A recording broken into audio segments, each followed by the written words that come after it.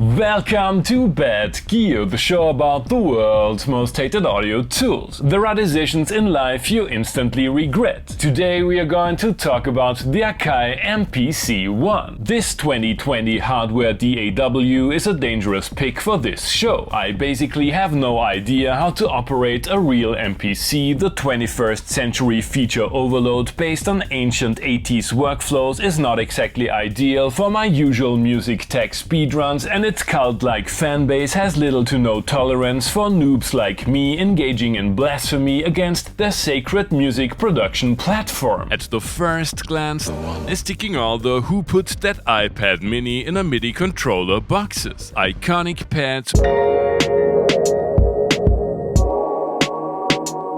which are a tad smaller than the ones on the MPC 500 but come in all colors of the rainbow, a generous touchscreen which can be turned into some kind of chaos pad,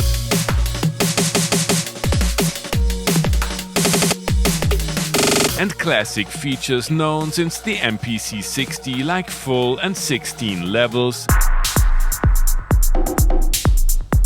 and the idiosyncratic array of transport buttons.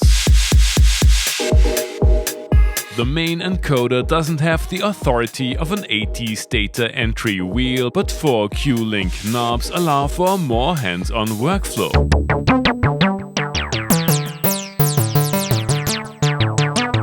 If you can decipher the current assignment on the screen, at its core, the one is still an MPC. Load up a few drum hits, chop up a sample, and go to town.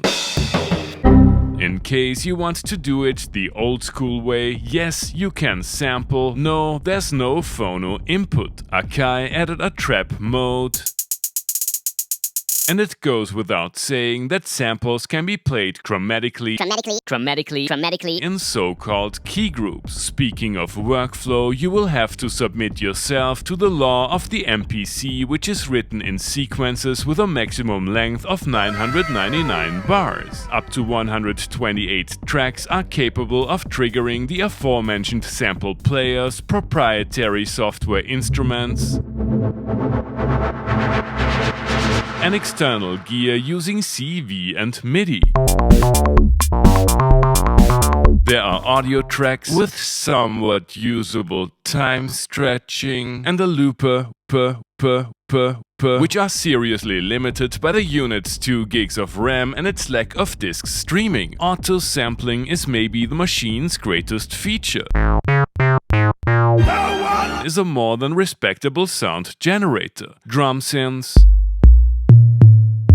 a bass synth that goes well beyond acidic flatulences, beautiful e-pianos, the useful tube synth,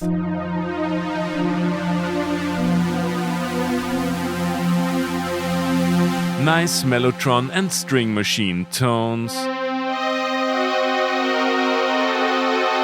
an ARP emulation, and the slightly over-the-top hype synth.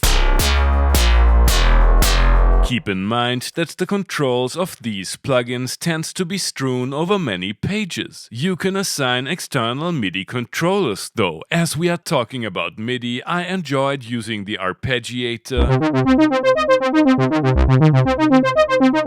and step sequencer.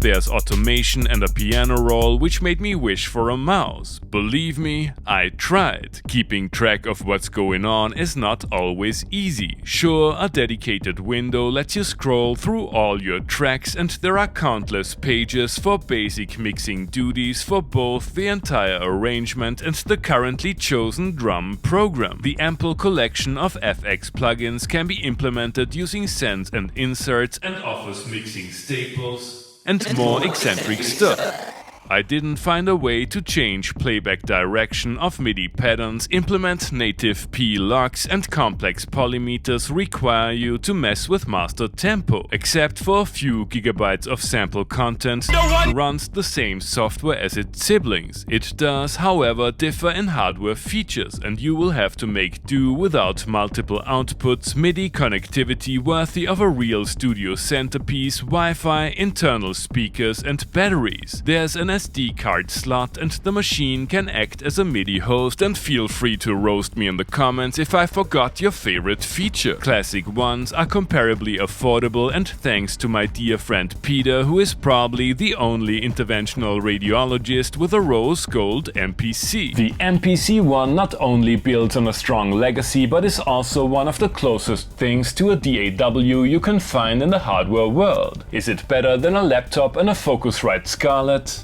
You have already heard some of the software instruments in today's intro tune. That's probably just too much of everything. I can't wait to explore modern MPC workflows.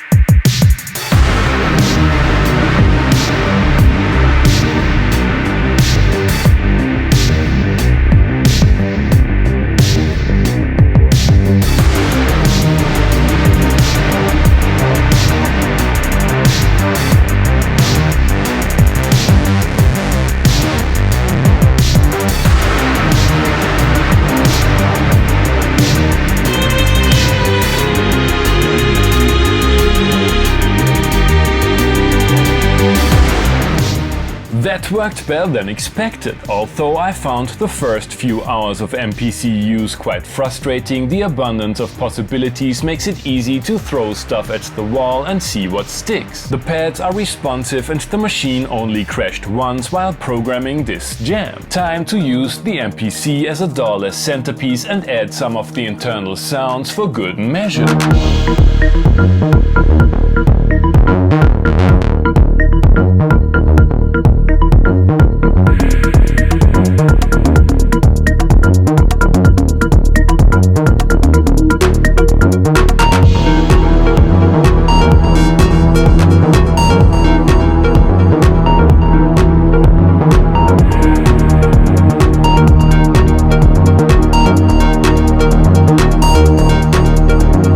There's a lot to unpack here. While swing and handling of external instruments are great, I noticed some MIDI lag, and the lack of disk streaming and professional connectivity makes it hard to remove computers from the equation entirely. Speaking of computers, with its own desktop DAW, Ableton Link, Splice implementation, and a modern sounding selection of samplers and software instruments, Akai is trying to make the MPC ecosystem future-proof. Let's make use of the latter two in this retro hardcore meets Rave'n'Roll breaks super hyper dopalicious dance floor slammer.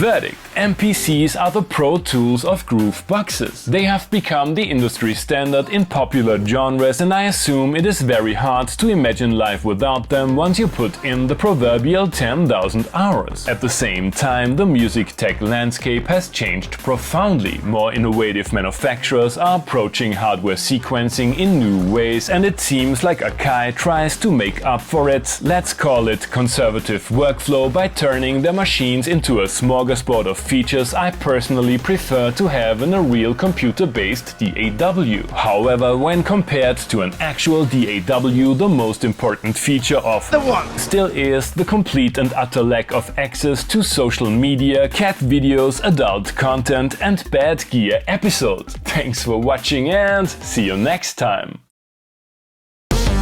Hey guys, I hope you enjoyed the episode. Feel free to like, subscribe, become a patron and leave a comment what other kind of gear you would like to see and hear on the show.